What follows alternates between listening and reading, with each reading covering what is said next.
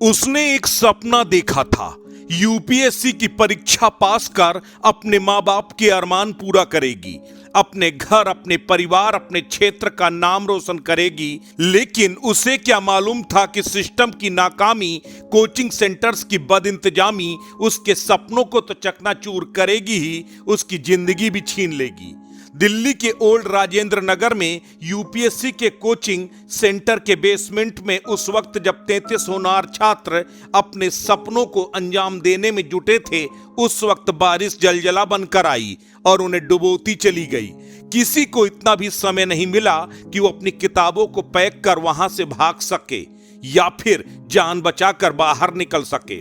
कोई मदद को गुहार लगाता, लेकिन सुनने वाला कोई नहीं था। सिस्टम का कोई जिम्मेदार वहां नहीं था। जिस कोचिंग में उनके माँ बाप ने जिंदगी भर की कमाई लगाकर आईएएस बनने के लिए अपने बच्चों को भेजा था, उस कोचिंग में भी कोई जिम्मेदार उन बच्चों को बचाने के लिए वहां मौजूद नहीं था। आखिरकार जब चीखो पुकार बेइंतहा तेज हो गई, तब सिस्टम कुंभकर्णी नींद से जागा।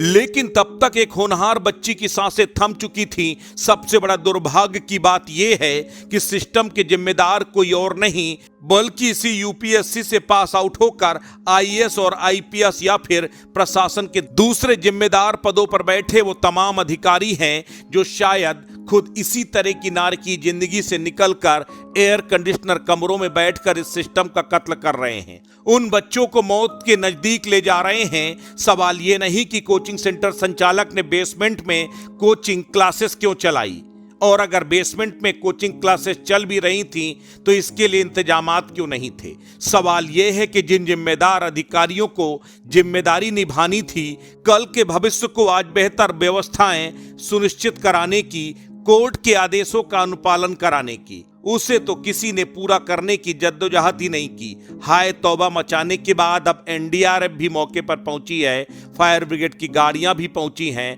हूटर बजाती हुई प्रशासन की वो गाड़ियां भी पहुंची। लेकिन सवाल यह है कि शोर अगर पहले ही सुन लिया गया होता तो शायद एक बच्ची की जान नहीं जाती। अभी भी 3 और स्टूडेंट लापता होने का अनुमान है। फिलहाल तलाश जारी है। घटना के बाद देश की राजधानी दिल्ली के जिम्मेदारों का विधवा प्रलाप उस चांटे की तरह है जो गरीब के गाल पर हर अमीर जड़ता है। दिल्ली की मंत्री आतिशी कह रही हैं, घटना के किसी भी जिम्मेदार को बख्शा नहीं जाएगा। यह बयान उस पार्टी का है जो खुद को आम आदमी पार्टी कहने का दम भरती है। यह बयान उस पार्टी के नेता का है जो आम आदमी पार्टी की नुमाइंदगी का ढोंग करती है।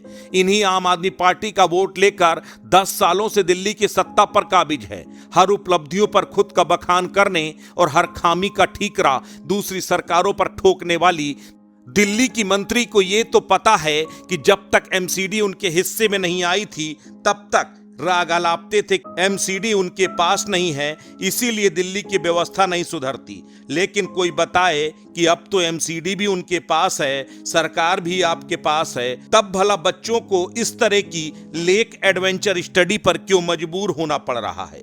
दर्द और चीत्कार समय के साथ कमजोर पड़ जाएगा और शायद खत्म भी हो जाएगा, लेकिन भविष्य के कर्णधारों के साथ हो रहा सलूक ये क्यों हो रहा है, ये सवाल समय के साथ और मजबूत होता जाएगा।